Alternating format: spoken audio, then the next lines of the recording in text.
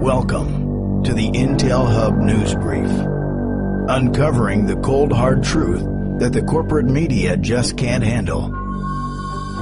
A service of the IntelHub.com. Now, here's Joe Joseph from Freedom Link Radio.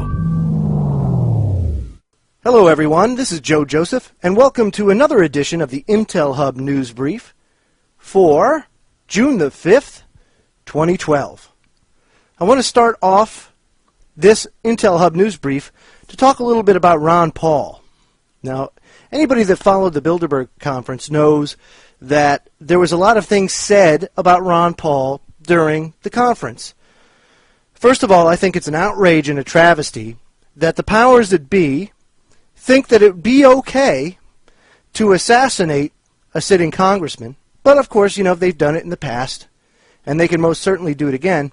But I'm going to call them out, and I'm going to tell them what the mistake is. And I think they know this, but I'm going to point out the obvious anyway. The obvious is simply this. You kill somebody like Ron Paul, you make Ron Paul a martyr. Not only that, but you piss a hell of a lot of people off. Especially in a manner where you say a Muslim suicide pilot would take him down with a bunch of other undesirables, according to you, or cockroaches. Well, let me tell you this. You cannot kill an idea. You may be able to kill the person, but Ron Paul has already got you dead to rights. Why? Because he's spreading the seeds of liberty, of freedom, of personal responsibility, of morality, something that you guys know nothing about. So it would be in your best interest right now to call it quits before things get really ugly. Now we know that you can make things ugly on us, and we're prepared for that. We've mentally hardened ourselves for this. And I'm here to tell you right now that you can go ahead and do what you think you have to do, but you're not going to win. You will fail. And I'm going to present evidence tonight to show that. And let's start out with the state of Louisiana. Now this weekend, Louisiana held its state convention. Now this is the important convention that decides what delegates go to the Republican National Convention down in Tampa. And PolicyMike.com wrote an article today about the Louisiana State Convention. Specifically, it's titled, Police Swarm Louisiana State Convention, Assault the Chairman, and Arrest Ron Paul Delegates. I'm handicapped. I need a doctor, sir. This is the chairman. The Louisiana State Republican Convention descended into chaos Saturday morning, with several delegates being arrested and the convention chairman being thrown to the ground by police. Sources report that state party officials panicked when it became clear that Ron Paul delegates commanded a decisive majority of the delegates on the floor, at least 111 out of 180, or 62%. The convention began peacefully with a prayer and invocation. Roger Valeri, chairman of the Louisiana Republican Party, then attempted to recognize the former chair of the convention's Rules Committee, who had been ousted from his position last night. When Alex Helwig, the newly elected Rules Committee chair, rose to address the delegation, Mr. Valeri ordered him removed from the floor. And if you go to this article on PolicyMike.com, there's actual footage there of police assaulting and removing Ron Paul supporters. Now, this is the important thing to glean from all of this. This isn't the first state that this has happened in, okay? Ron Paul has gotten a majority of delegates in a lot of these state conventions, and Louisiana is just another one, and the establishment is pulling out all the stops to ensure that Ron Paul isn't able to hijack the convention. Now, the rules, as far as I know, are simply this. The first round at the National Convention, the delegates are bound to vote for who the state voted for in the primary. So the thing is he's got to get through the first round. Once you get through the first round, the gloves are off. Now the delegates aren't bound by any rules or anything. This is how it used to work about 100 years ago. And then all of a sudden we fell into this idea that if you win the primaries, well, you simply are you're the guy. Well, that's not the way it works. There's been many presidents that have been selected through history that won on like the 38th ballot. So this is not unheard of, and Ron Paul, this is the delegate strategy that Ron Paul talks about so much. But you see what's going on. You know, Ron Paul people are following the rules and using them to their advantage, and what's happening is The establishment doesn't like this game that's being played against them, their game. And so instead of following their rules that they set, they call in the police, they kick people out, and they do whatever they can to invalidate what's really going on in this country. And the mainstream media does the same thing, which is people are pissed, they see through the left-right paradigm, and they understand what is going on. There's more and more people waking up. That's why Ron Paul people are getting 111 out of 180 votes in Louisiana. Louisiana, the South. I mean, this is unprecedented, folks. 62% in the South. A lot of people in the South look at Ron Paul as a big liberal, as like an ultra-left-winger. So understand that. And this is significant. And so, powers that be, Bilderbergers, NWO, if you're listening to this transmission, you see the writing on the wall. The peasants are getting their pitchforks and their torches. And I got news for you. You may be able to fend off some. You're not going to fend off all. So why don't you go hide in your caves, go to your little underground bases, bury yourself under the ground, and take a hike. But it doesn't stop there. It doesn't stop there. 5 TSA workers, this is newspress.com, 5 TSA workers fired, 38 suspended at Southwest Florida International Airport. Why were they suspended, folks? Because 43 frontline screeners refused to do random searches. 43. They refused to do random searches. Now, I am, of course, you know, if you listen to the Freedom Link on the Orion Talk Radio Network, you know that I am a big advocate for anything anti-TSA. Can't stand them. You don't need them. There was nothing wrong with airport security prior to 9/11. And if we just used the same rules that we had before 9/11, no terrorist is going to get by and do anything of any significance. It's just not going to happen. And they certainly aren't going to get through the passenger check-in process. They'll do something else to circumvent the system. But the system itself was fine.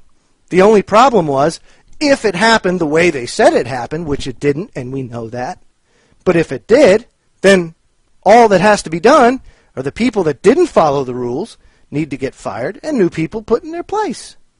But the rules didn't have to change.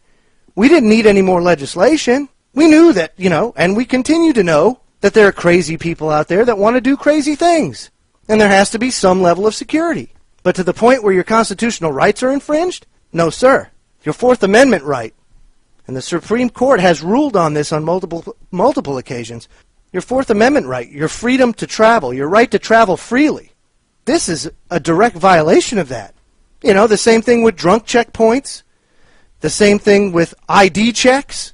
They have no business stopping you. There's no possible probable cause or reasonable suspicion.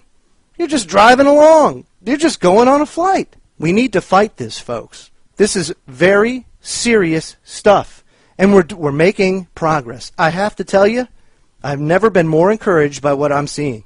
And you have to think that a lot of the conversation at Bilderberg, not only because of what's going on in the world, but because of the awesome turnout to protest Bilderberg.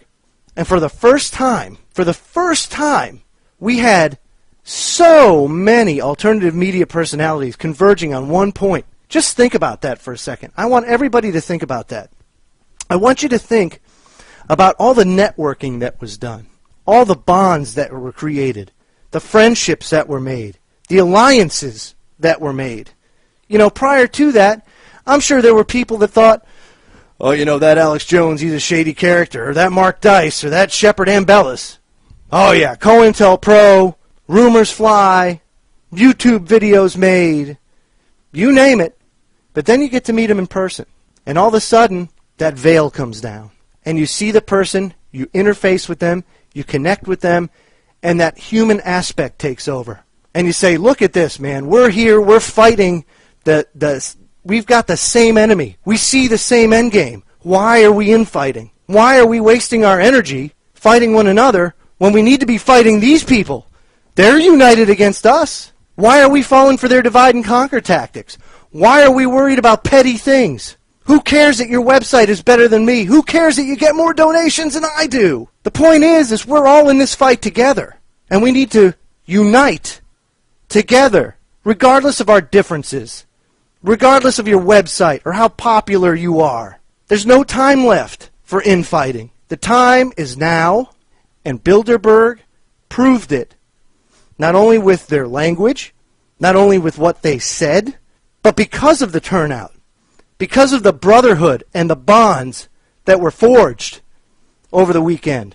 We have more tools in our arsenal now than ever before, and we need to use them. And for everybody else that didn't go to Bilderberg but followed it, spread the word. All it takes is telling somebody about a website, the Intel Hub, InfoWars, FederalJack.com, Orion Talk Radio, Oracle Broadcasting, you name it. Send the word out. But the time is now to step it up, because they're going to step it up. They've got plenty of crises out there right now to take advantage of. And the police state, my friends, you think it's in place now? Just wait. This final story that I want to go over has to do with the police state. And this is by Kurt Nimmo of Infowars.com. And he goes on, titling the article, EPA using drones to spy on cattle ranchers in Nebraska and Iowa. The EPA, Environmental Protection Agency, is now using drones. It's freaking unbelievable. It goes on to say Obama's Environmental Protection Agency is using aerial drones to spy on farmers in Nebraska and Iowa. The surveillance came under scrutiny last week when Nebraska's congressional delegation sent a joint letter to EPA Administrator Lisa Jackson. On Friday, EPA officialdom and Region 7 responded to the letter. Quote, courts, including the Supreme Court, have found similar types of flights to be legal. For example, taking aerial photographs of chemical manufacturing facilities. And EPA would use such flights in appropriate instances to protect people and the environment from violations of the Clean Water Act. And that's how the agency responded.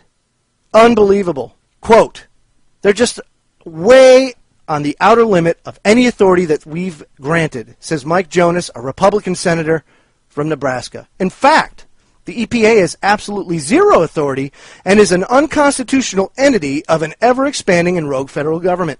Article 1, Section 8 of the Constitution does not authorize Congress to legislate in the area of the environment.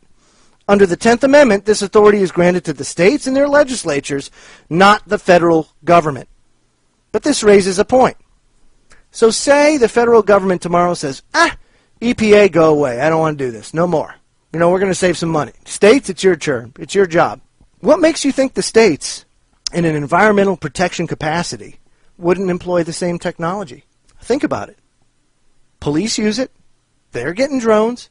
Under the 1033 program, they not only get drones, they get tanks, they get automatic weapons, they get any sort of decommissioned military gear. All they got to do is pay the shipping, and it's theirs. So what makes you think that just because the federal government gets their hand slapped, what makes you think the state would be any different?